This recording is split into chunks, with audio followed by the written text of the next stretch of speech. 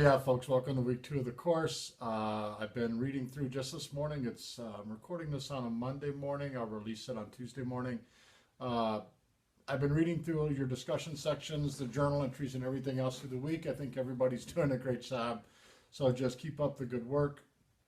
I think many of you are really sort of gaining a pretty deep understanding of Welch's representation of beginning existence in the mid to later 19th century. Just keep on with the strong discussion work and with the journal entries. And for this next week, you have a little bit more reading for this week. You'll need to read all of parts 2 and 3 of Welch's Fool's Crow. There's also a couple of secondary articles that are supplemental readings, but I have at least pulled a couple of key quotes for you that I have. They're on the assignment page. The assignment page was opened up yesterday on Monday morning, and that's basically how the weeks are going to run. I will open up the assignments every Monday morning, and then I'll check in with a quick announcement like this on Tuesday. Um, there seemed to be some confusion last week on the due dates for various assignments. The journal entries will be due by, late Thursday night of every week by 11:59 p.m. and the discussion sections will be due by, 11:59 p.m. on that Monday. If for some reason you're late with some of your work, that's okay. It's best that you communicate with me that you're going to be late.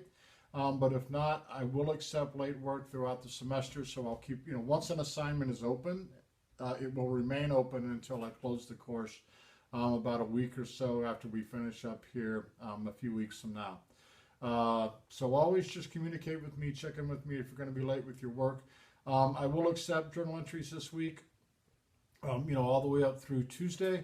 Other than that, just keep doing the good work. I have checked in.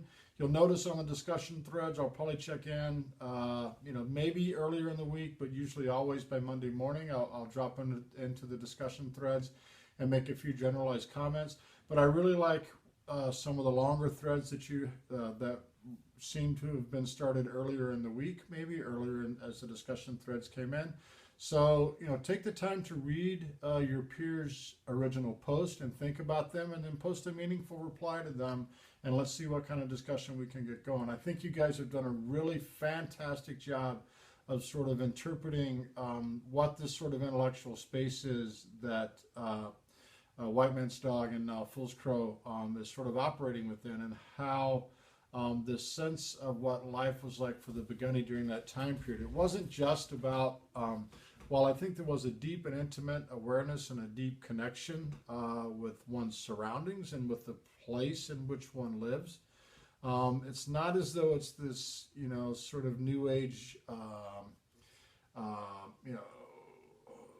pure ecologist sort of a thing, deeply ecological sense of being, but at the same time, it's not quite what maybe it's turned into be. And I think if we look at sort of the role of dreams in the society too, I might point some of you guys to the reading of a guy named Carl Jung or Jungian interpretation of dreams, psychological basis for dreams. I mean, some of this therapy is still going on even today, so it's not as though it's that far-fetched of an idea.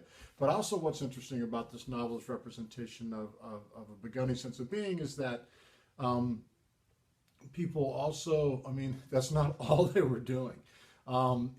There was this sense of honor and a sense of tribalism and a sense of survival that was imperative that people communicate and speak and have open discussion forums and an openly politicized sort of sense of being, so that people could sort of make the decisions for a large group of people. And I think the politicization or the political structure of the tribe, I think, comes through in this representation in the novel. And also, I think it was Nicole, who sort of really started pushing towards a more gendered reading of the novel in one of the discussion threads. So I would just point you to sort of that discussion thread and see what Nicole had to say.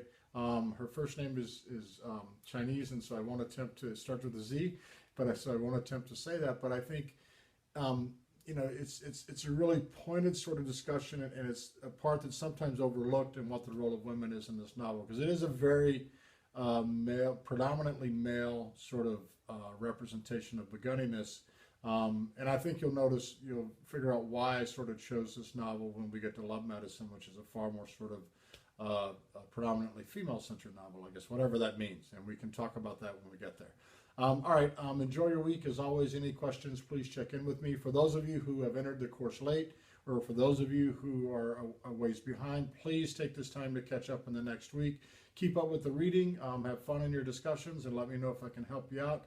Just send me an email or text, and I'll respond as soon as I can. All right, thanks. We'll see you next week. Bye.